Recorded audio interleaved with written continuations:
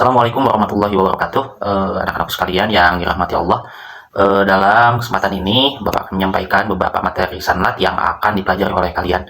Untuk itu, disimak dan diperhatikan. Nanti setelah ini akan ada soal-soal yang kalian harus dijawab tentang materi ini. Langsung saja.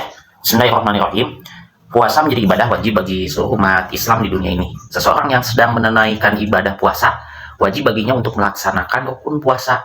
Nanti akan bersangkutan dengan rukun puasa, syarat pembatalannya agar puasanya bisa diterima oleh Allah Subhanahu wa Ta'ala. Rukun puasa adalah sesuatu yang harus dikerjakan bagi siapapun yang melaksanakan ibadah puasa. Apabila terdapat salah satu rukun puasa saja yang tidak terpenuhi, maka puasa yang dilakukannya menurut syariat Islam menjadi tidak sah. Lalu apa saja yang termasuk rukun puasa? Nah, berikut ini akan Bapak jelaskan semuanya tentang masalah rukun puasa. Yang harus kalian pahami rukun puasa berdasarkan buku puasa ibadah karya Haji Miftah Farid dijelaskan bahwa ada dua rukun puasa. Ada dua. Satu, niat. Niat dalam puasa ini menjadi satu hal yang sangat utama. Rasulullah Shallallahu Alaihi Wasallam pun telah menyatakan bahwa setiap perbuatan tergantung pada niatnya. Innamal a'malu bin niat. Niat puasa wajib dapat dilakukan mulai dari masuknya waktu maghrib. Yang intinya di maghrib persiapkan dulu hingga sebelum terbit fajar. Oke, itu yang pertama. Yang kedua yaitu menahan diri. Rukun puasa yang kedua itu menahan diri dari hal-hal yang dapat membatalkan puasa. Seseorang yang berpuasa harus menahan diri dari apapun yang dapat merusak puasanya. Dimulai dari terbitnya fajar sampai tenggelamnya matahari. Kita itu harus menahan lapar dan haus. Nah, sebelum fajar terbit yang ditandai dengan kumandang adzan subuh, maka seseorang masih dibolehkan untuk makan dan minum. Makanya dibatasi, nanti suka ada bahasanya imsak. Nah, sebagian masyarakat muslim menganggap waktu imsak menjadi batas akhir seseorang boleh makan dan minum. Oke, dan merujuk dari keterangan tersebut ada di surat Al-Baqarah ayat 187. Wa kulu washrabu hatta yatabayyana lakumul khayt. Itu ayatnya. Dibuka saja sekalian di Al-Baqarah ayat 187. Begitu tiba waktu subuh, maka semua dilarang dalam berpuasa, harus ditinggalkan hingga tibanya adzan maghrib. Dalam rukun puasa yang kedua tadi bukan menahan lapar dan haus saja, tetapi hal-hal yang membatalkan puasa pun harus diperhatikan.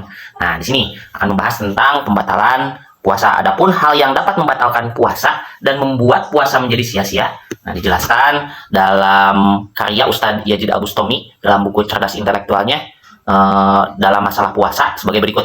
Satu, makan minum dengan sengaja, godin bahasa aja nama. Ya. Yang kedua, memasukkan sesuatu benda ke dalam lubang tubuh yang terbuka. Nah, apa saja lubang-lubang yang harus diperhatikan dalam berpuasa? Yaitu 1, hidung, 2, telinga, 3, mulut, 4, kubul, 5, dubur. Kubul-dubur itu alat kelamin manusia ya, depan, belakang. Nah, itu harus diperhatikan. Contohnya, jika ada seseorang yang berenang sambil menyelam pada saat berpuasa, kemudian masuk air baik disengaja maupun tidak sengaja, maka puasanya menjadi batal. Sebaiknya kita itu harus menjauhi hal-hal dari yang dapat membatalkan puasa. Oke, contoh kedua. Contohnya, ibu-ibu nih yang masak sore-sore. Nah, kalau bisa masak itu kan harus enak. Nah, panggil nih anaknya supaya bisa mencicipi makanan tersebut. Atau jika nggak punya anak atau kita sebagai anak yang soleh, masak-masak dulu nih, anak solehah nih, masak-masak di rumah di dapur. Nah, cara mencicipinya yaitu boleh sampai ke lidah, lalu kita buang lagi. Jangan sampai ditelan. Enak nih, nggak boleh, itu batal puasanya. Itu ya, supaya dijaga hal-hal yang dapat membatalkan tersebut. Oke, yang ketiga, muntah dengan sengaja.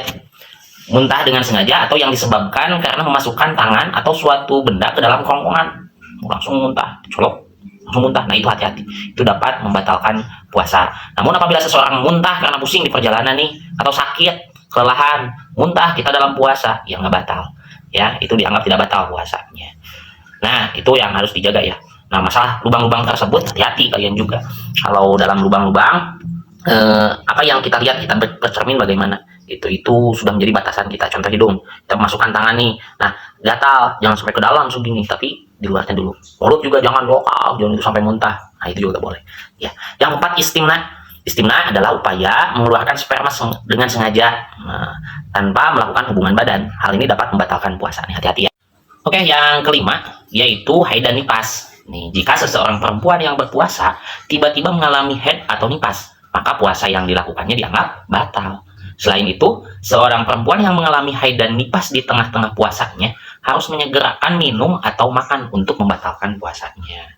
Hal ini dikarenakan bersih dari haid dan nifas menjadi syarat sah dari berpuasa. Jadi jangan lupa nanti dikodok setelah bulan puasa. Ini juga akan menjadi bab khusus orang-orang yang harus dikodok fidyah. Nanti Bapak akan munculkan tabelnya ya. Untuk mengetahui siapa yang harus fidyah memakai dan kodok atau kodok saja, nanti ada khusus tabelnya. Yang terakhir yang keenam yaitu hilang akal dan murtad. Nah, seseorang yang hilang akal karena gila atau murtad keluar dari agama Islam, maka puasanya menjadi tidak sah. Lagi puasa ketawa sendiri, wah ketahuan nih gejala gila nih, nah itu udah batal puasanya, hati-hati ya. Nah itu pembatalan puasa yang Bapak jelaskan. Kalian harap bisa membedakan mana syarat, rukun, dan pembatalan. Nanti di soal-soal yang akan muncul di LMS, kalian segera untuk mengerjakannya terkait pembahasan sekarang masalah puasa. Sekian dari Bapak, wassalamualaikum warahmatullahi wabarakatuh.